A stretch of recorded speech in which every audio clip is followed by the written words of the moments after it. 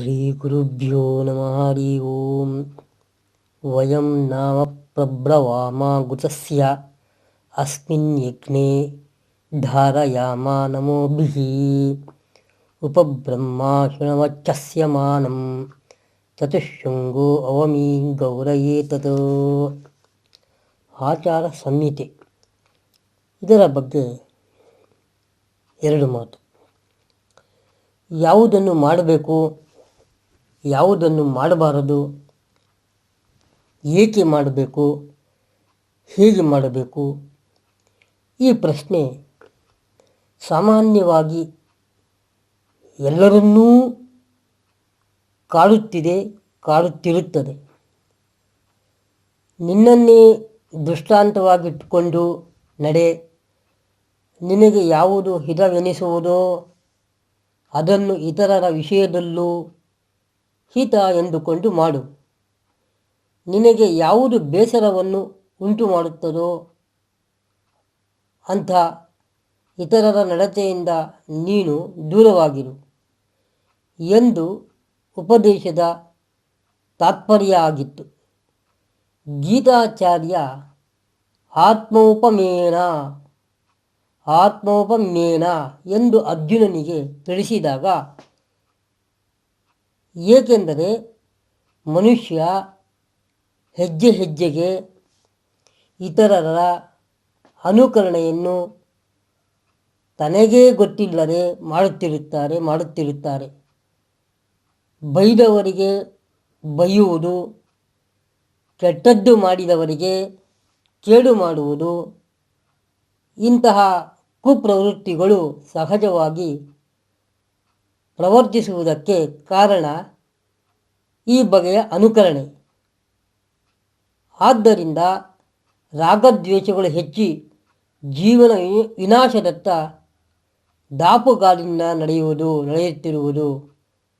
ಅದೇ ವಿನಾಶವನ್ನು ಬಯಸದವರಿಗೆ ಕೃಷ್ಣನ ಉಪದೇಶ ಏನಂದರೆ, ನಿನಗೆ ಇನ್ನೊಬ್ಬರ ವರ್ತನೆಯಲ್ಲಿ ಕೆಟ್ಟದ್ದು ಎನಿಸುವುದನ್ನು ಬಿಟ್ಟುಬಿಡು, ಮರೆತು ಬಿಡು. ಒಳ್ಳೆಯದನ್ನು ಮಾತ್ರ ಗ್ರಹಿಸು, ಅದನ್ನು ಮಾತ್ರ ಅನುಕರಿಸು. ಇದು ರಾಗದ್ವೇಷದ ಮೂಲೋತ್ಪಾಟನೆ ಮಾಡುವ ಉಪಾಯ, ಅಂಧಾನುಕರಣೆಯಲ್ಲ, ವಿವೇಚನಾಯುತ ನಡವಳಿಕೆಯ ಒರೆಗಲ್ಲು. ಇದಕ್ಕಾಗಿ ಶಾಸ್ತ್ರ ವ್ಯಾಸಂಗ ಬೇಕಿಲ್ಲ. ಇದಕ್ಕೆ ಆಚಾರ ಸಂಹಿತೆಗಳನ್ನು ಉರುಹೊಡೆಯಬೇಕಿಲ್ಲ. ಪುರಾಣ ಪ್ರವಚನ ಬೇಡ. ಇದಕ್ಕಾಗಿ ಅನ್ಯರ ಮುಖಾಪೇಕ್ಷೆಯಾಗಿ ಕುಳಿತುಕೊಳ್ಳಬೇಕಾಗಿಲ್ಲ. ತಸ್ಮಾಶಾಸ್ತ್ರಂ ಪ್ರಮಾಣಂತೆ ಎಂದಾಗ ಯಾವ ಶಾಸ್ತ್ರ ಎಂದು ಜಿಜ್ಞಾಸೆ. ಯದ್ಯದ್ ಆಚರತಿ ಶ್ರೇಷ್ಠ ಎಂದಾಗ ಶ್ರೇಷ್ಠತ್ವ ನಿರ್ಣಾಯಕ ಧರ್ಮ ಯಾವುದು ಎಂಬ ಗೊಂದಲ, ಗೋಜು. ಇವು ಯಾವುವೂ ಬೇಕಿಲ್ಲ. ಎಂಥವನಿಗೂ ತತ್ಕಾಲದಲ್ಲಿ ಅನುಷ್ಠೇಯವಾದದ್ದು. ಇನ್ನೊಬ್ಬರ ನಡತೆಯಿಂದ ನಿನಗೆ ಹಿತವೆನಿಸಿದರೆ, ಸಂತೋಷವಾದರೆ ಅಂಥ ನಡತೆಯನ್ನು ಇನ್ನೊಬ್ಬರಲ್ಲಿ ಸ್ವತಃ ಆಚರಿಸು.